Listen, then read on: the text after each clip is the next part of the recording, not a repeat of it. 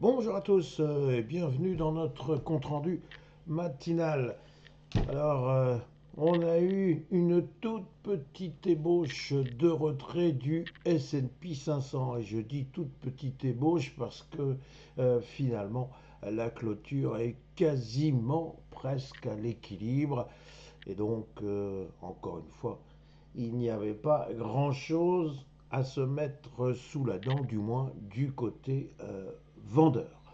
En revanche, pour le CAC 40, eh bien ma foi, on continue avec une équipe qui perd. Et pourquoi est-ce qu'on changerait d'équipe? Et l'équipe qui perd, ben c'est évidemment les acheteurs, si vous préférez. Ce sont toujours les vendeurs qui sont à la manœuvre. Et là, ça devient un petit peu épique, puisque maintenant le mot est à la mode, un peu épique pour le CAC 40. On va voir ça tout de suite. Alors, nous avons notre CAC 40. CAC 40, j'ai titré qu'il y avait une réintégration impérative. Pourquoi? Parce que notre CAC 40 a cassé son support bien rond, bien symbolique des 8000 points. Alors il y a bien une petite mèche supérieure sur la bougie qui matérialise cette séance. Oui, mais on n'est pas arrivé à rester au-dessus des 8000 points. On perd moins 0,95%, ça commence à faire beaucoup.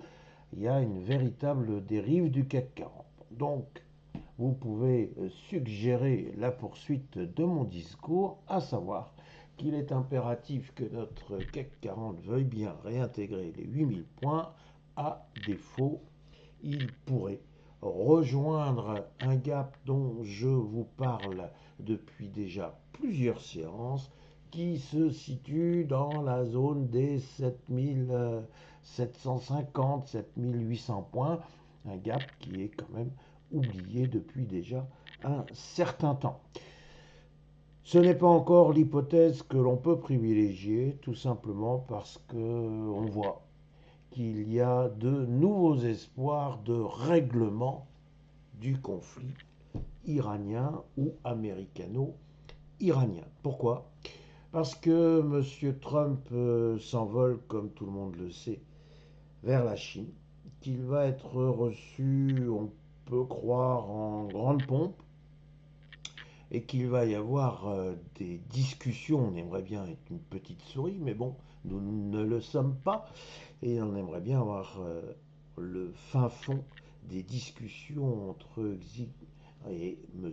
Trump, dans la mesure où certes il va y avoir des discussions commerciales, hein. On sait bien que la Chine a besoin impérativement d'exporter tout ce qu'elle manufacture, et bien évidemment les Américains vont avoir besoin incontestablement de la Chine pour que celle-ci fasse pression d'une manière ou d'une autre, et c'est là où il y a un peu un suspense, d'une manière ou d'une autre sur l'Iran, car la Chine a un besoin impératif de pouvoir utiliser le détroit d'Ormuz.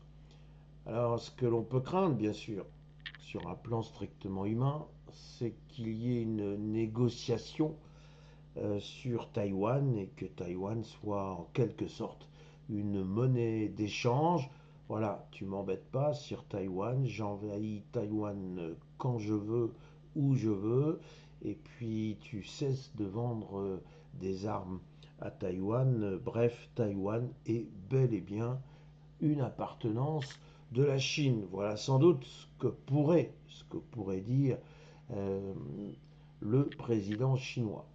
Et bien évidemment, M. Trump, lui, il a un besoin qui devient aussi impératif, celui de trouver une issue, enfin, à ce bourbier qui est devenu le détroit d'Ormuz. Et pour l'instant, nous n'assistons qu'à des menaces, nous assistons qu'à un fourbissement des armes, mais on ne peut pas dire qu'il y ait véritablement évolution.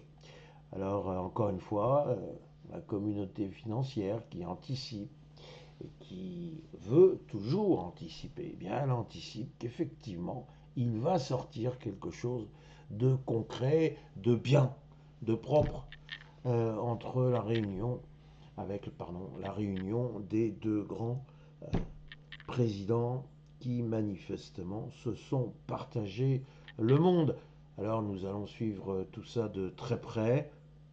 Pour aujourd'hui, il est fort probable que le CAC 40, toujours en retard par rapport au marché américain, eh bien ma foi, cherche à réintégrer les 8000 points.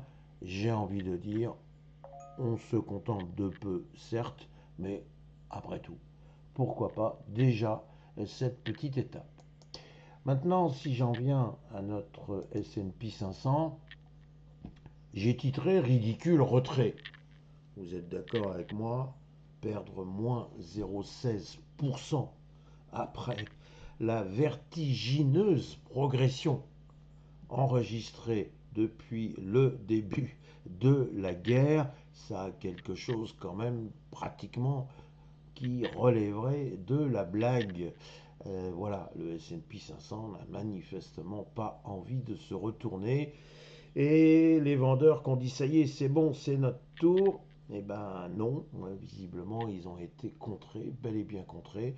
Regardez la mèche inférieure de la bougie, cette petite bougie qui a un défaut pratiquement, hein, puisque cette petite bougie ne nous révèle pas un nouveau record historique. On est presque déçu. Bientôt, on va avoir une larme à l'œil. Vous vous rendez compte, on n'a pas débordé les 7428,97 et on s'est arrêté. Oh, allez, encore un petit coup pour être espiègle sur les 7400 points. Franchement, on se moque un petit peu de nous. Et donc, effectivement, le S&P 500, il est toujours absolument persuadé qu'il va bientôt y avoir un règlement du conflit américano-iranien. D'ailleurs, M. Trump en est tellement persuadé qu'il est déjà en train d'expliquer que très bientôt, il va y avoir un effondrement des cours du pétrole. Ben voyons. Donc, nous en sommes là, et il est évident qu'il n'y a pas encore de véritable prétexte pour les vendeurs. Plus exactement, les vendeurs ne veulent pas chercher de prétexte. Ils en avaient quand même un beau avec une inflation américaine qui sort un peu quand même du cadre ou du cadre qui était stylisé par les experts. On serait à 3,8% en glissement annuel. C'est quand même pas mal et on voit mal dans ces conditions la Fed venir dire vous inquiétez pas, je vais stimuler tout le monde et je vais vous baisser les taux. Alors bien sûr, il va y avoir un nouveau gouverneur. Mais franchement, ce serait quand même déraisonnable de baisser des taux pour toute l'année. Alors, il y aura peut-être une baisse des taux en fin d'année, mais il y a beaucoup de gens qui n'y croient plus. Et donc, s'il doit y avoir baisse des taux, c'est maintenant en 2027, avec l'espoir, encore une fois, qu'il n'y aura plus de conflit quand même en 2027. Donc, il y aura un retour à la sérénité. Donc, voilà où nous en sommes. Écoutez, je ne serais pas du tout étonné de voir aujourd'hui notre S&P 500 eh bien, accrocher une nouvelle étoile de hausse, un nouveau record. Donc, surtout, ne prenez pas l'initiative de vendre tout de suite le S&P 500. S'il faut vendre le S&P 500, il vaut mieux le faire avec un peu de retard. Voilà mes réflexions du jour. Il me reste à vous souhaiter quoi? Une excellente séance. Quoi encore? Allez, pour ceux qui prennent leur congé, leur fameux pont, eh bien écoutez, ça vous fait 4 jours magnifiques, profitez-en bien. Et puis on va se retrouver au minimum lundi matin. Voilà, encore une fois, un grand merci.